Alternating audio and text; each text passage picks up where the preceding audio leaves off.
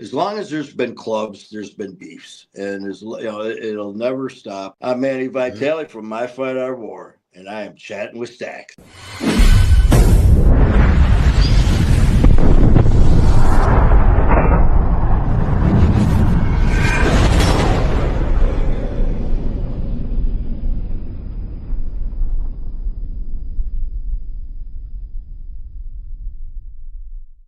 Welcome to this episode of Chattin with Staxx. I'm your host, Bill Staxx, and today got Manny Vitale. If you got 4 or 5, 10 of your guys there, last thing you want is a police presence. Because of certain reasons, obviously. But yeah, I mean, I tell you, Porky was so right when he said that. Some of the best times and some of the worst times. When there's like a beef going on with another club, is there a certain way you got to act? Do you not ride your bike during this time? Do you lay low? I'm only speaking for myself and myself alone. There were times where, you were put on notice. Hey, listen, this is going on with this club. Keep your eyes out or keep your head on a swivel, man. If you're going somewhere, you are not going alone. Make sure you got someone with you.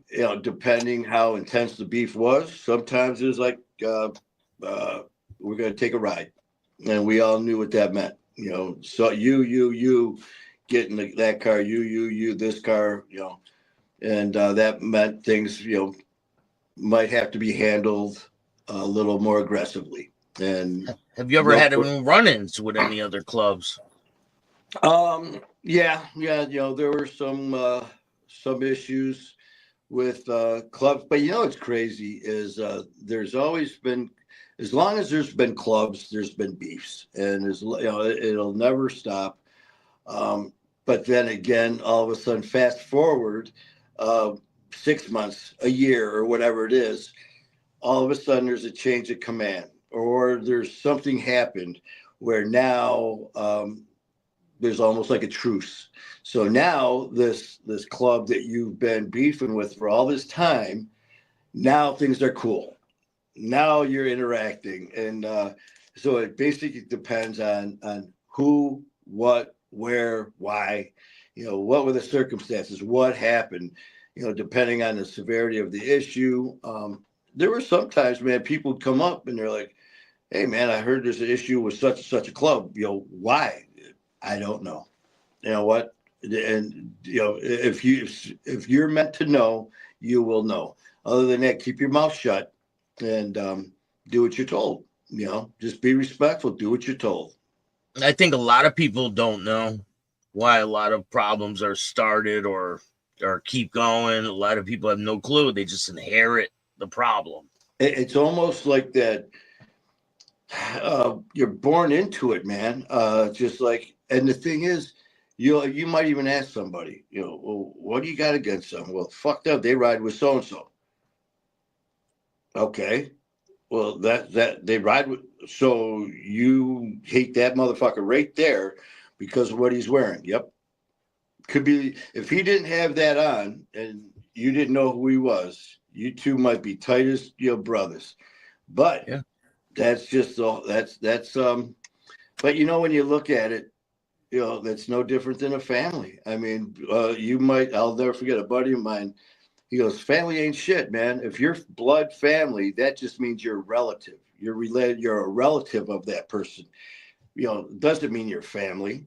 And I'm like, what do you mean? He goes, I got guys that I've known my whole life who are not blood related, but that would die for me. That would be there in a snap of the finger. I've got people who are my blood relations who have stabbed me in the back, who have talked about me, who have set me up and done some badass shit and that's just, that's a fact of life, man. That just because, hey, that's my uncle, that's my cousin, that's my brother.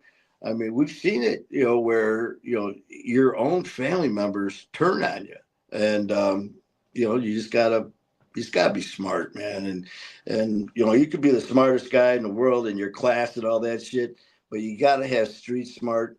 And I mean, that shit, man, with that. And I got to jump back and when you're on the show, that awesome book that you are in, pretty much sums it up.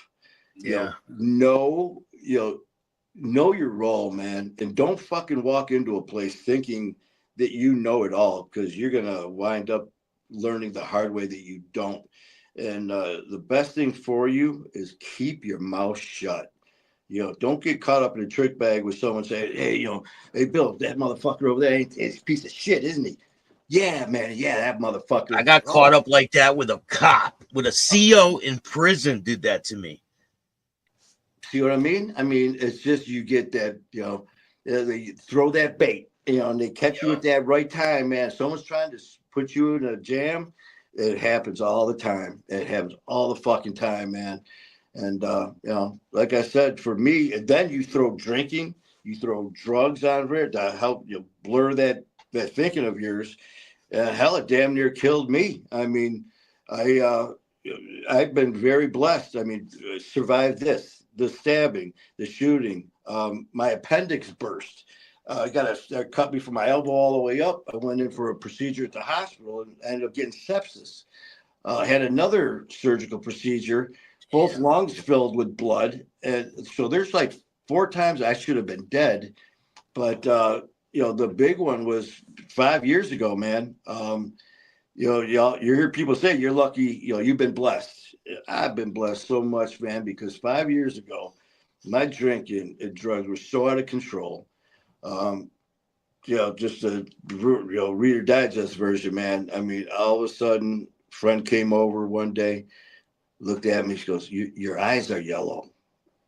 Yeah, my eyes are yellow, Jaundice. man. So I knew Jaundice. what was going on. Oh man. And just to kind of jump back real quick, I know we've been on for a bit, but I just got That's all right. something sitting there. My brother Jerry, who I love like my blood brother. I just love Jerry, who's no longer with us. I've met him in fourth grade when I went to a new school. Met Jerry. We were best of friends. Grew up together, all through grade school, junior high, high school, the years after. We went through everything together. That was my brother. And we all drank. We all did our shit. And me and him were attached at the hip. And as we got older, of course, things, with our work and schedules, we didn't see each other a lot. Jerry was drinking big time, man. I mean, Jägermeister by the bottle. I mean, he would have, Jerry eyes. He'd be sitting there at the bar drinking, and he'd be all laughing, goofy eyes. And then all of a sudden, he'd get that stare like, "What are you looking at? That motherfucker staring at me, man." I go, "Well, you're glaring at him." Next, he was on to fight. And then all of a sudden, he tried to open his eyes with his eyebrows. He'd be like, he'd be so hammered. But I remember him reaching out, man. He's like, "Listen, because we bailed him out of jail so many times for drinking and driving, and he was having some problems. And I get a phone call one day from our buddy, or one of our friends. He goes, "Jerry's in rough shape." I haven't seen him in about a month and a half or so because of work and stuff. I get over there, I go into his basement. There he sits in the dark. And I walk up, man, and his stomach was all kind of big. He was always a big guy. And I turn the light on. "Jerry, your eyes are yellow, dude. We got to get you to the hospital." He's like, "Fuck that. I'll be all right." Well, this went on for a couple days. I get another call from a friend who was over there. So, "You got to get over here." I get back over there, and his ankles were huge. His stomach was huge. Now he's yellow. And my buddy's like, "Tell him what else is going on." He goes, "I'm pissing blood. I'm shitting blood.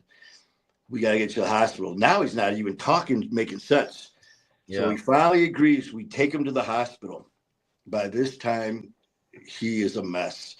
Uh, he had me taking care of decisions because there were issues with the family. So the doctors would talk to me.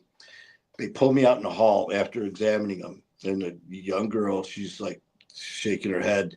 I go, "So what's up?" She goes, "There's nothing we could do." She goes, "Everything's shut down. And, he's got less than a week or two. He's going to be dead from drinking. All of his organs are going to shut down." I end up going in there. And one of the last days they called us, he took a turn for the worst. So we get to the hospital, and we're all around the bed. And there's my brother since fourth grade laying there. And I remember you know, I got into the hospital bed, just holding him, and he died right in my arms. And I remember looking at the guys. I'm like, what a way to die. Well, that's important because fast forward to this story when that friend came to me. Manny, your eyes are yellow. Fuck this. You're going to die. Yeah, whatever. The next day I went and I bought another fifth, drank that. Later that night, I passed out. I was staying at my mom's. Somehow I get her attention, yelling, moaning, and as she walks in, now I'm completely yellow in less than a day. And they call an ambulance and get me to the hospital. And it was right down the street, Henry Ford. And this is all coming back to me from secondhand. They're like, listen, there's nothing we can do for him. We got to transfer him to our triage unit in Detroit. They take me to the main hospital. I was there for 30 days, 15 in ICU. I coded twice. So I'm laying there one day and wake up, and this guy, it was him and his associate, a female, were charging my organs and the blood work. And this dude had the personality of a fucking used tampon, man. He's sitting there looking at me. He goes, I got to tell you, statistic wise, 6 out of 10 people don't make it with these numbers. I go, well, I'm glad I'm not one of those 6. He goes, your numbers are worse.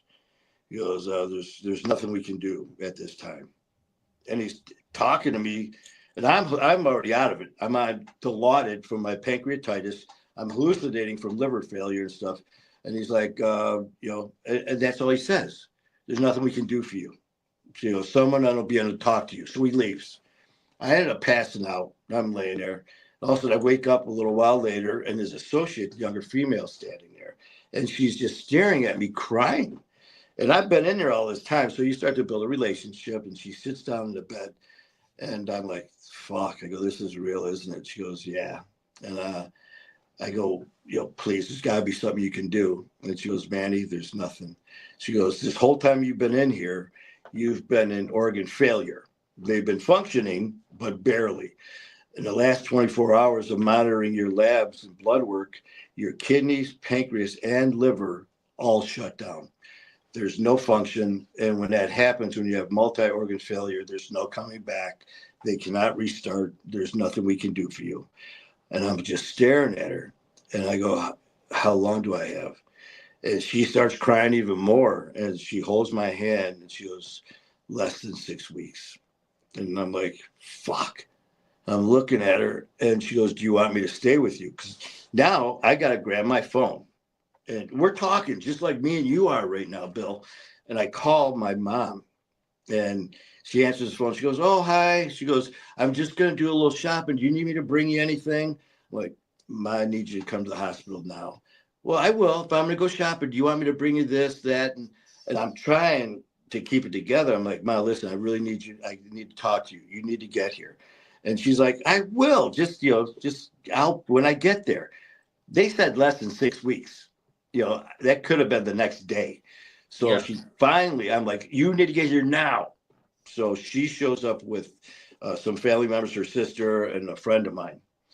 And I'm thinking, how do you tell your loved one this? And I'm thinking about this as they're driving. I'm like, so all I did, they walk in and I remember staring at them. And then I just said, I'm sorry, but I got to leave you.